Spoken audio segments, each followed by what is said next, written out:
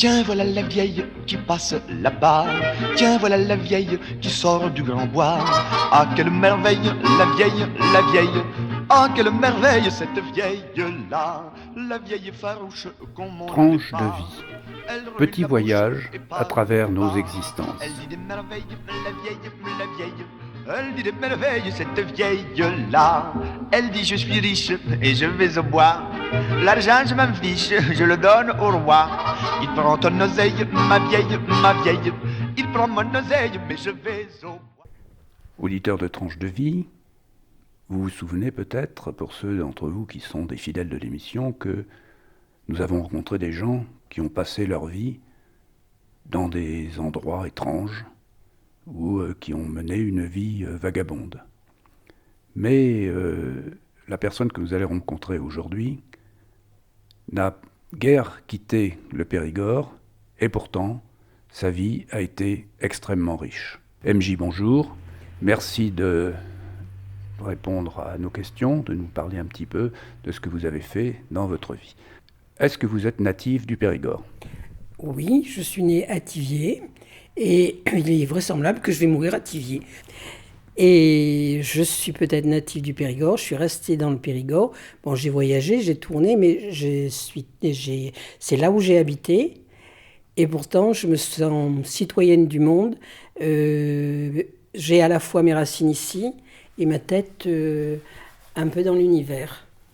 Alors, est-ce que vous pouvez nous parler du métier que vous avez exercé et puis nous dire un petit peu comment vous êtes arrivé à exercer ce métier ? J'étais prof de sciences nat. En fait, quand j'ai commencé, ça s'appelait prof de sciences nat. Après, c'est devenu biologie-géologie. Et lorsque je suis partie, c'était devenu SVT, c'est-à-dire sciences de la vie et de la terre.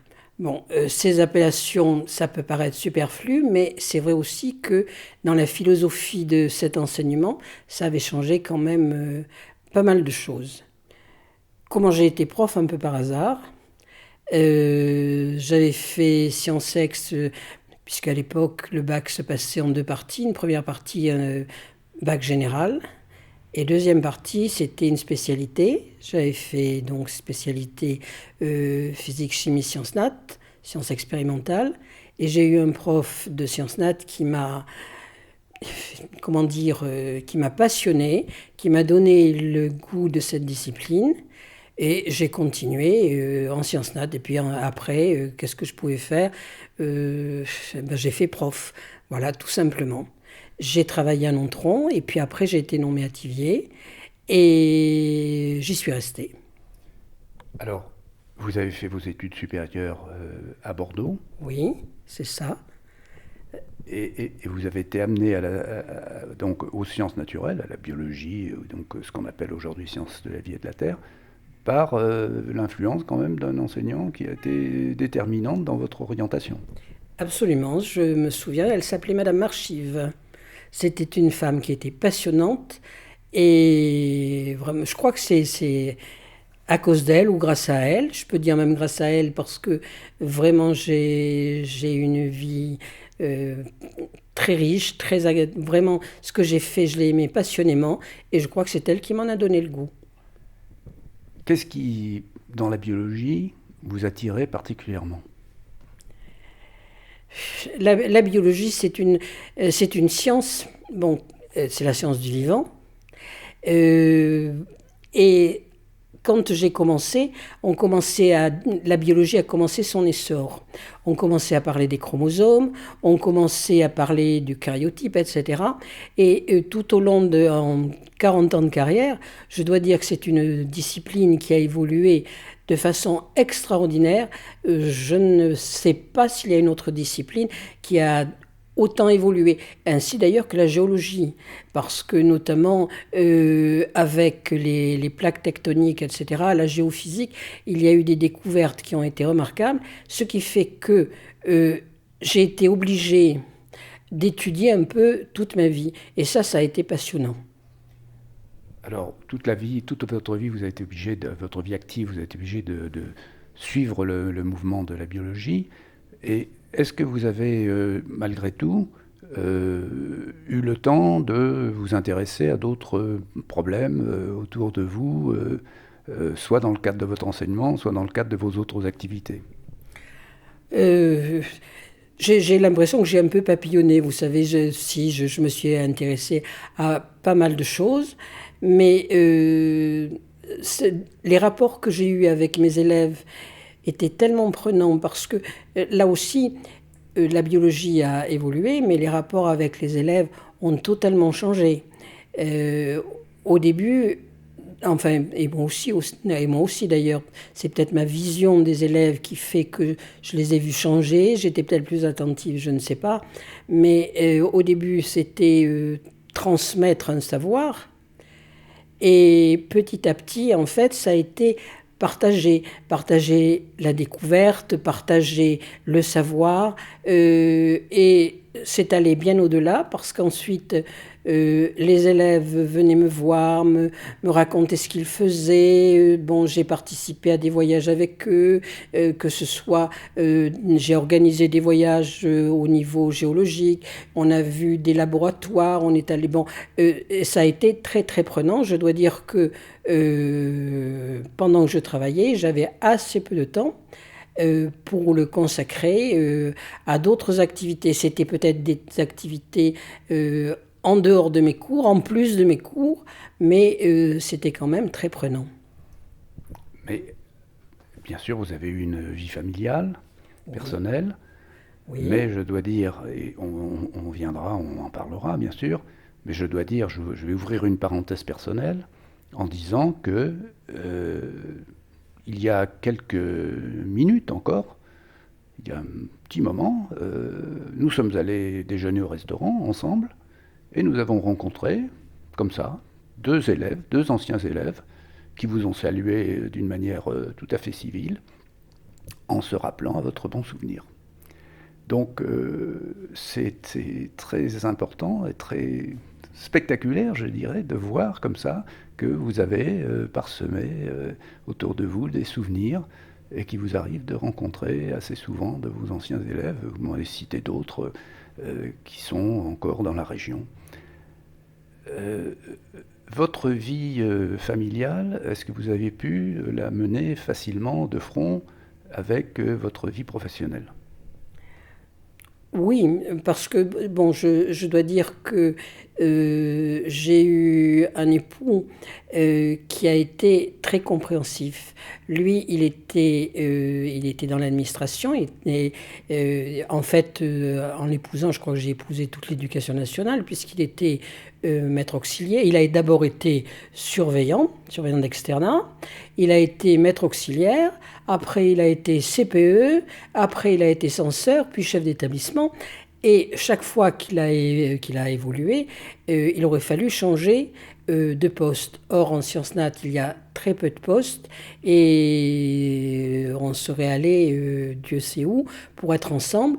Donc, il a accepté de partir et moi je suis restée à Thiviers, et s'il n'avait pas accepté cela, je pense que je n'aurais pas pu faire ce que j'ai fait, je n'aurais pas pu lier les contacts que j'ai liés, n'aurais pas pu avoir les rapports que j'ai eus avec mes élèves et que j'ai encore avec certains anciens élèves. Et je dois dire que ça, c'est grâce à lui. Après, les enfants, bon, ben, c'est comme toute femme qui travaille, qui a des enfants. Le plus difficile, c'est que par deux fois, l'un et l'autre, je les ai eus en classe, une année chacun. Et franchement, c'est pas facile, hein, parce que on a peur aux yeux des autres d'être trop cool, ou on a peur avec eux, ils s'imaginent qu'on est trop sévère avec eux. C'est pas une situation facile. Ça, j'imagine bien volontiers, mais pour revenir à votre vie familiale ou vie conjugale, vous avez fait quand même de gros sacrifices. En tout cas, votre mari a fait sacrifice, que je suppose que vous avez consenti tous les deux, d'être séparés comme ça pour que vous puissiez continuer à exercer, où vous l'aviez choisi, votre métier de professeur de sciences naturelles.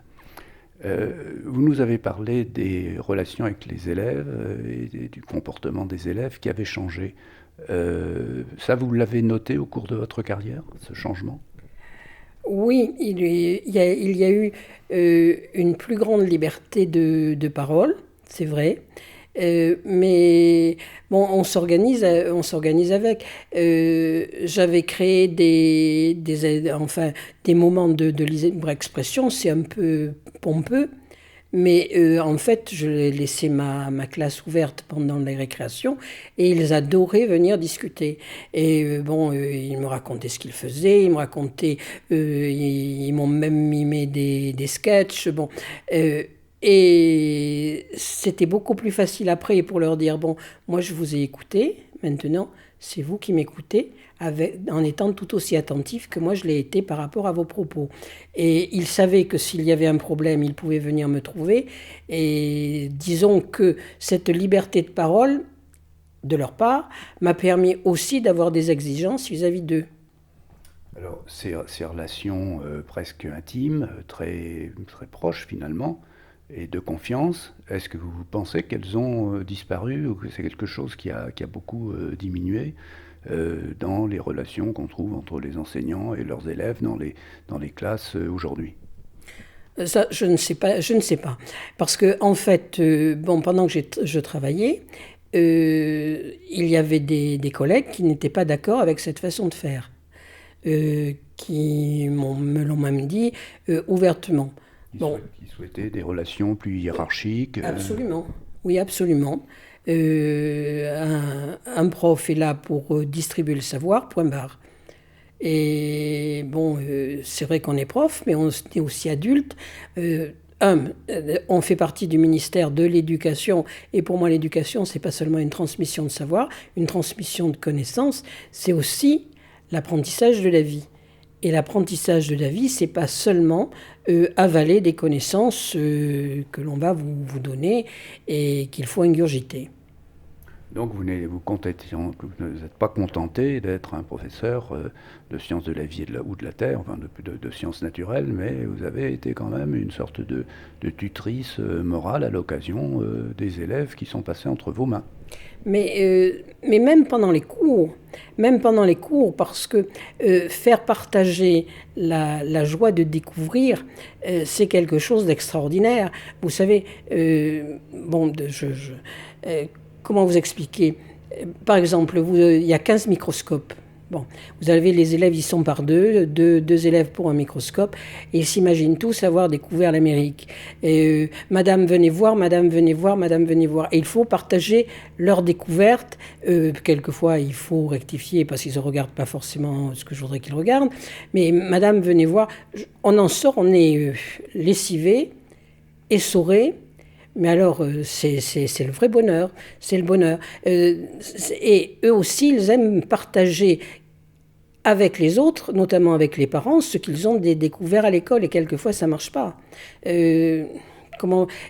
Bon, je vais vous citer un exemple. Pour les nerfs, bon, tout le monde s'en fiche, mais ça ne fait rien. Les nerfs achilliens de la grenouille. Bon, eh bien, je tuais les grenouilles avant au chloroforme, je les endormais, bien endormies, elles ne se réveillaient pas, et je les distribuais tout de suite aux élèves.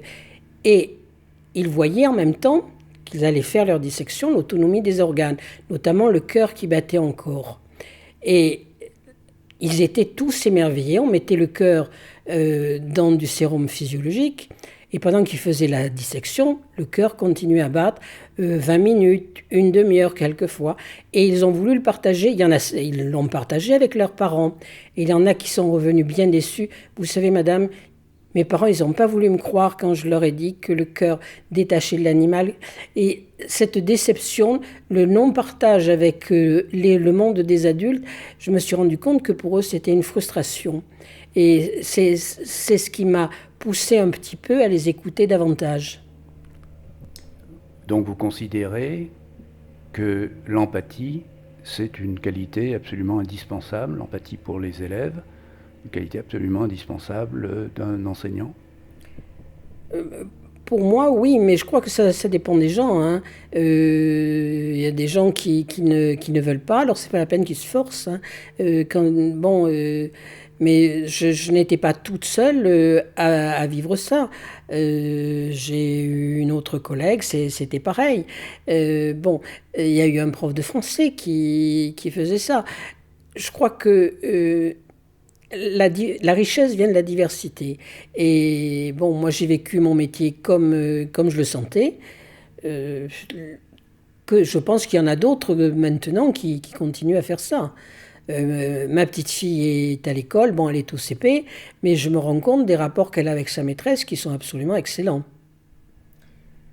Parmi les élèves que vous avez eus, est-ce qu'il y en a dont vous avez, chez lesquels vous avez éveillé une vocation pour continuer dans la branche que vous enseignez, ou est-ce qu'il y en a qui ont fait des carrières intéressantes et que vous avez pu suivre comme ça par la suite? Oui, j'ai eu de très très bons élèves. Bon, il faut vous dire aussi que au collège à Thiviers, pendant très longtemps, on n'a pas eu pour les 4e, 3e de prof de physique-chimie, il n'y avait pas assez d'heures pour avoir un poste. Donc, les 2 profs de sciences nat qui étaient là faisaient physique-chimie.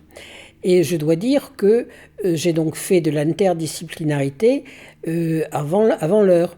Et c'était vraiment très, très enrichissant de leur montrer combien ces disciplines étaient complémentaires. Et ça m'a facilité d'ailleurs dans l'enseignement propre, ça m'a facilité un certain nombre de choses, passer de l'un à l'autre et leur montrer qu'il n'y avait pas de barrière. Et j'ai eu des élèves de nombreux élèves qui ont continué en physique. Il y en a un qui est chercheur d'ailleurs à Toulouse, des ingénieurs. Et j'ai parmi mes élèves trois professeurs agrégés de biologie, alors que je ne suis pas agrégée. Et être dépassé par ces élèves, je peux vous assurer que c'est le bonheur. Et vous avez d'autres exemples d'anciens élèves qui ont continué dans des voies différentes et qui sont arrivés comme ça à faire des carrières aussi tout à fait intéressantes? Oui, mais je crois que la réussite, c'est pas seulement avoir eu une carrière que l'on peut dire brillante. Si ils arrivent à être heureux avec ce qu'ils font, j'ai eu de très bons élèves, j'ai eu des élèves moyens, j'en ai eu et j'ai eu autant de bonheur à enseigner à ceux qui, même en SECPA, c'est-à-dire c'est un enseignement spécialisé pour des élèves en difficulté. J'ai eu autant de bonheur à enseigner dans ces classes que en 3A où pour certains ils ont été très brillants et ils ont fait des carrières brillantes. Voilà, donc c'est bien ce que je voulais dire. Vous avez eu des élèves qui ont continué dans la voie, dans la spécialité dans laquelle vous enseignez ou dans des spécialités connexes, mais vous avez eu des élèves aussi qui ont pris des orientations complètement différentes et qui ont pu avoir des vies tout à fait intéressantes, peut-être parce qu'ils ont profité de disons le mot, de la philosophie que vous leur avez enseignée à côté de la biologie. Je l'espère. Je l'espère. Il est bien entendu que quelqu'un qui peut devenir un grand boulanger en ayant été un de vos élèves de biologie, on peut considérer qu'il a fait aussi une vie tout à fait réussie, même s'il ne devient pas un grand boulanger. Absolument, absolument. Il y a quelque chose que j'ai appris dans mon métier, c'est que la compétition à outrance, et on y est en plein dans notre société, la compétition à outrance, ça fait naître des comportements qui sont asociaux et qui, quand ils arrivent à l'âge adulte, peuvent devenir antisociaux. Et très rapidement, je m'en suis rendu compte, et alors que les classements étaient encore à la mode, j'ai refusé de classer mes élèves. Il fallait qu'ils se classent par rapport à ce qu'ils avaient fait avant. Ils étaient à un certain niveau. Tout ce que je leur demandais, c'est d'arriver à un niveau au-dessus et non pas de se comparer au voisin ou à la voisine. Et ça, pour moi, c'est très très important à leur apprendre ça.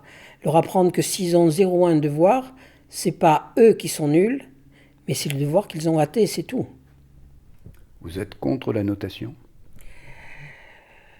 La notation, c'est un système comme un autre, mais bon, La notation, c'est quelque chose qui est négatif. J'explique pourquoi. Quand je dis négatif, c'est mathématiquement négatif. Parce qu'un devoir réussi, bon, vous allez dire ça vaut 20. Et puis vous prenez votre stylo, vous commencez à souligner les erreurs. Telle erreur, ça enlève tant de points. Telle erreur, ça enlève tant de points. C'est-à-dire que vous comptez les moins après. Donc les moins, c'est négatif. Et il reste tant. Et où c'est caricatural, par exemple, c'est en orthographe. Un élève qui a 15 fautes en moyenne au premier trimestre va avoir 0 de moyenne. Au deuxième trimestre, il a 10 fautes, il a fait de gros progrès, mais il aura quand même 0. Et au troisième trimestre, il arrive à 5 fautes, il aura toujours 0, alors qu'il sera passé d'une moyenne 15 fautes à 5 fautes. Il aura fait des progrès, et la note ne le dit pas. Quand on corrige, vous avez un barème. Si vous changez de barème, vous pouvez avoir une toute autre note globale. Bon, c'est un signe, c'est intéressant, c'est un moyen pour les examens, mais il ne faut pas que ça enlève l'évaluation, parce que vous avez 12 de moyenne. Pourquoi? Parce que vous savez vos leçons par cœur, parce que vous savez utiliser vos connaissances, parce que vous savez émettre une hypothèse, parce que vous savez tirer une conclusion. Ça ne vous apprend rien sur l'élève. Surtout la moyenne. Alors là, la sacro-sainte moyenne. Mais bon, je ne crie pas haro sur la note, mais à mon avis, ça ne suffit pas pour faire un bilan. Vous êtes quand même partisane de l'auto-évaluation, ou d'une évaluation collégiale, en tout cas relative, qui se fasse relativement aux autres. Oui et non. Collégial, peut-être pas, mais enfin, ils doivent être capables de s'auto-évaluer. J'avais fait des tableaux d'auto-évaluation. Par exemple, il y a premier trimestre pour les sixièmes, savoir réciter une leçon. Bon. Deuxième trimestre, savoir répondre à une question à partir de connaissances acquises. Troisième trimestre, savoir émettre une hypothèse à partir d'une observation. Bon, et chaque fois, il devait savoir: je suis capable, je suis pas capable, je suis capable, je suis pas capable. Bon, et dans le devoir après de synthèse, il y avait des notes parce qu'il fallait en donner, mais il devait savoir exactement à quoi correspondait la note. C'est-à-dire que bon, j'ai eu 4 sur 7 pour les hypothèses, j'ai eu 3 sur 3 pour les leçons, etc. Une note, ils doivent savoir à quoi ça correspond. C'est-à-dire que la notation strictement quantitative, elle doit être complétée automatiquement Absolument. par une évaluation qualitative. Absolument. Qui est faite par l'élève elle-même et par rapport aux autres. Absolument. À côté de votre... alors vous avez enseigné essentiellement à Thiviers, manifestement dans le bonheur, sinon dans l'euphorie. Et à côté de ça, est-ce que vous avez pu, bien sûr vous avez eu votre vie familiale, est-ce que vous avez pu avoir quand même d'autres dérivatifs ou des dérivatifs particuliers? Est-ce que vous avez pratiqué des sports, des arts particuliers? Quels ont été vos passe-temps, si vous en avez eu, et vos autres passions que l'enseignement? Moi là, j'avais une passion, c'est vrai, c'est la lecture. Et une deuxième, j'ai eu 2 passions, la lecture et le cinéma. Bon, le cinéma, j'y vais toujours. C'est la lecture un peu, enfin c'est maintenant c'est net puisque j'y vois très mal, mais ça c'est autre chose. Et bon, on a fait des voyages, des promenades, et ça va vous paraître peut-être bizarre, mais mon dérivatif principal, c'était m'asseoir dans mon jardin et écouter pousser l'herbe. C'est un bon dérivatif, mais le cinéma, parlez-nous un petit peu de votre amour du cinéma. Qu'est-ce que vous aimez au cinéma? Qu'est-ce que vous avez aimé? Qu'est-ce que vous continuez à aimer? Je peux vous dire plutôt ce que je n'aime pas. Tout ce qui est science-fiction. Science-fiction est ce qu'ils appellent film d'action, c'est-à-dire au bout de 3 secondes vous avez 2 revolvers qui sortent. Ça c'est le genre de truc que je n'aime pas, et science-fiction je n'y rentre pas du tout. Alors là, mais pas du tout. Donc vous voulez un cinéma, ce qui vous plaît, c'est un cinéma qui est ancré dans le réel, qui ne soit pas plus brutal que la vie ordinaire, et qui ne soit pas du ressort de l'anticipation plus ou moins hasardeuse. Oui, oh, mais disons que j'aime tout dans le cinéma. Bon, la violence, bon, par exemple, si vous prenez, comment il s'appelait ce film? Oh là là, je l'ai revu il n'y a pas longtemps. Bref, où c'est un démon qui assassine. Comment s'appelait-il? Oh, il a bien 10 ans, même peut-être plus, ce film. Bon, et c'était violent, mais c'était mené, avec Jodie Foster. Vous voyez pas ce que je veux dire? Non, là, j'avoue, là, vous Oh me là, prenez au dépourvu. oh là là, bon, ça n'a absolument aucune espèce d'importance. C'était très violent, ce film. C'était très sanguinaire. Mais il m'a énormément plu. Pour revenir, pourtant, La Guerre des Étoiles, Dieu sait si on en a dit du bien, tout ce que vous voudrez. Je ne suis pas rentrée du tout dedans. C'est... Il y en a un autre où je ne suis pas rentrée, c'est-à-dire, mes goûts sont très éclectiques, La Haine. Alors ça, jamais je n'ai pu rentrer dans ce film. Oui, mais là, vous faites allusion quand même à des films qui est quand même assez dur, hein. À l'inverse, qu'est-ce qui vous plaît beaucoup? Par exemple, un film ou deux films qui vous ont beaucoup plu? Euh, Ou ému bon, ce qui m'a ému, je suis allée le voir avec ma petite fille, Le Petit Prince. Bon, le dernier que j'ai vu, c'était la semaine dernière, c'était Médecin de campagne. Bon, il y a plein de choses à dire. Mais je prends tout ce qui vient en général, hein. En général, je prends tout ce qui vient. J'aime le cinéma et je fais le tri après. J'y vais d'abord, je fais le tri après. la lecture, maintenant que vous êtes obligé hein, de la laisser un peu de côté en raison de l'évolution de votre vue, est-ce que ça vous manque beaucoup?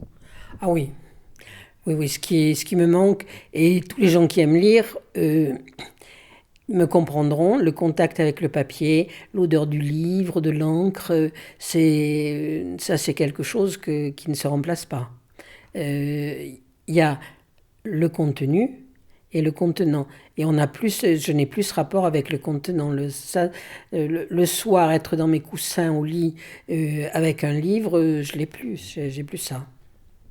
Est-ce que vous compensez ça par la télévision ou par la radio, qui permet d'écouter des programmes? Ah oui, alors là, là aussi, je suis très éclectique. Enfin, je suis très éclectique, mais la télé, il y a des soirs, c'est niette, hein. Même en étant une très grande zappeuse et en étant très indulgente, et en ayant CanalSat, les soirs, c'est pauvre, hein. Ça suffit pas. Non, ça suffit pas. Alors j'écoute la musique, j'ai le casque sur les oreilles, je me fais mon monde, j'écoute de la musique, j'écoute la lecture de livres, bon, et voilà. Sans indiscrétion, MJ, est-ce qu'il y a longtemps que vous êtes à la retraite? Comme j'avais commencé jeune, je me suis mise en pré-retraite. Et donc j'étais en pré-retraite en 2000. Donc ça fait 15 ans. D'accord. 16. Vous vous souvenez de ce ministre de l'Éducation nationale, un peu philosophe, là, qui a écrit un livre qui s'intitulait Qu'est-ce qu'une vie réussie? Il a comme prénom Luc. Ferry. Est-ce que, ici, à Thiviers, dans votre enseignement, de femme tranquille et malgré tout ouverte sur le monde, vous estimez avoir une vie réussie? Oui, oui, oui. Et je vous redirai ce que mon père m'avait dit. Et il venait de lire que bon, la mortalité était à 74 ans. Était à 72 ans à l'époque pour les hommes. Il venait d'en avoir 74 et j'étais un grand malade du cœur. Il me dit, tu sais, j'ai eu une belle vie. Eh bien maintenant, sachant ce qui m'attend, je voudrais avoir une belle mort. Eh bien moi c'est pareil. Et le cher homme, il est mort dans la nuit d'une crise cardiaque. Eh bien moi c'est pareil, j'ai eu une belle vie. Je ne voudrais pas traîner, je voudrais avoir une belle mort comme lui. Sur cette considération un peu triste, Mais non. nous allons vous quitter, Marie-Jeanne, en vous remerciant beaucoup, à la fois malgré tout de votre optimisme et puis de votre largeur de vue. Merci beaucoup. Bonne soirée. Eux, tous les satyres font grève sur le tas. On ne veut plus rire sans la vieille là. Et tous sans sommeil, sans vieille, sans vieille. Et tous C'était sans sommeil, Tranche de vie, sans la une vieille émission au proposée bois, par Jean-François. sans la vieille au bois.